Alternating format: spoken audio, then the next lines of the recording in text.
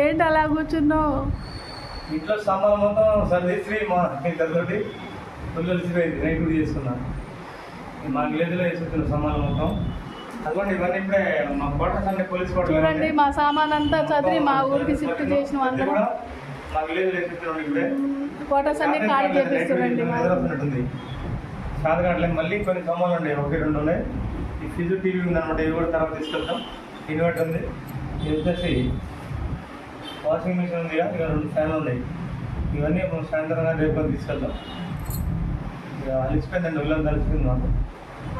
Night duty చేసింది కాబట్టి నిద్ర వస్తున్నాం పక్క. మరి మెడలు ఏంటిది? అది మెడలో పాము ఎక్కిందండి, ఆటోమేటిక్ అదే ఎక్కింది పాము. అది నన్ను ఏమట్లేదు, పాము అయితే అట్లే ఉంది. అమ్మో